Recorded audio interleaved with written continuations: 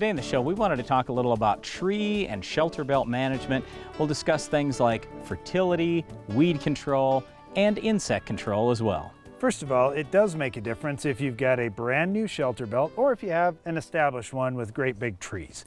Now, if you've got great big trees out there, chances are you probably already have some grass established in between the rows.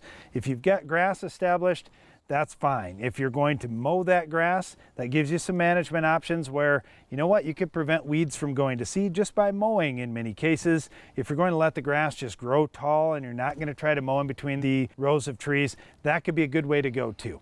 You want to make sure that you have a thick canopy of grass out there. This is going to be your best weed control option you've got. If that grass is thick and healthy, it's going to choke out weeds. In established shelter belts, what we usually talk about is go out there and spray 2,4-D. Now I'm talking the good new 2,4-Ds like Freelex or Enlist One, so you don't have all the volatility and drift, preferably early in the spring, late in the fall.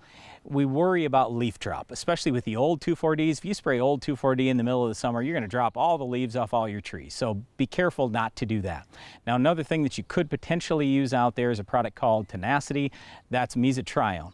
In most shelter belts, that's going to be okay. But what you have to make sure you don't do is use something that will hurt your trees.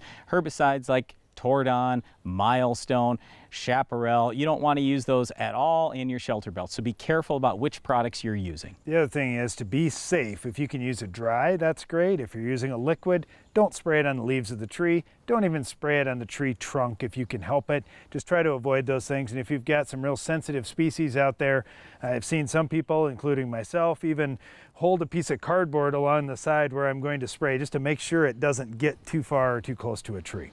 Okay, so stepping back, let's say you're creating a new shelter belt. What we would tell you is you can use Casseron, Princep, maybe even a trifluralin or pendimethalin, something like that. So it all depends on what trees you're going to be using, how you're going to be applying this, but there are products that can be used in between shelter belts. I would say in both established and new shelter belts, you can use Roundup if you're very, very careful to keep that off the trees. And we don't worry as much about the bark as we do the leaves. Keep it off the tree leaves.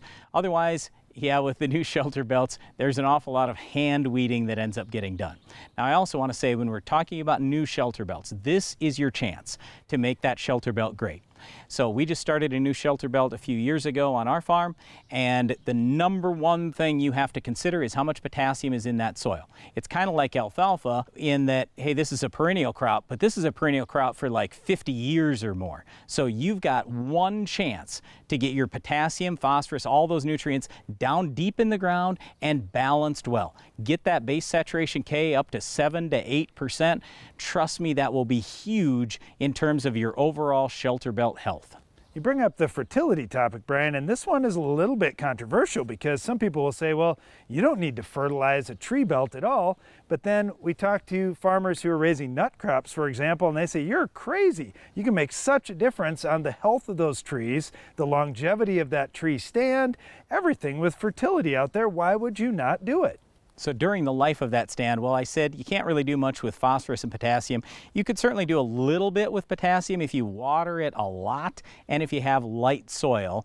But otherwise, there are lots of other nutrients that those trees need. They could use a little nitrogen. They could use some sulfur. They could use some boron. There are plenty of other nutrients. So just take a look at whatever type of tree you have, what its nutrient requirements are, and consider adding some fertility each and every year, and you will have a much healthier shelter belt. If you're concerned about the health of the trees in your tree grove or your shelter belt, one of the things that you have to look at as well is keeping bugs that are harmful out of those trees. Now, there's been much talk about emerald ash borer, for example, as being a big problem wherever you have ash trees, but there are other bugs out there that can be problematic for trees.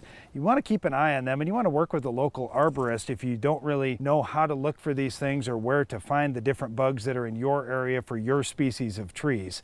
But this may be something that you end up treating on an annual or semi-annual basis as well to keep those bugs out and keep your trees healthy. Well, it's not just bugs, Darren, it's mites as well. So in our shelter belts, we're spraying twice a year. We are using a miticide, if not 2.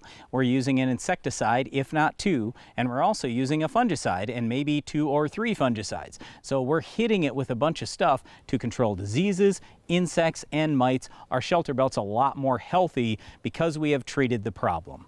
We love trees and shelter belts, and we want to keep them healthy so they can last and provide benefit for a long time. Keep an eye on the fertility in your tree and shelter belt, weed control, and certainly insects and mites and diseases too. And you can keep those trees healthy and enjoy them for a long time. Well, one of the things I never enjoy is seeing weeds out in my field. If you've got this tough weed, we'll show you how to stop it on your farm coming up next.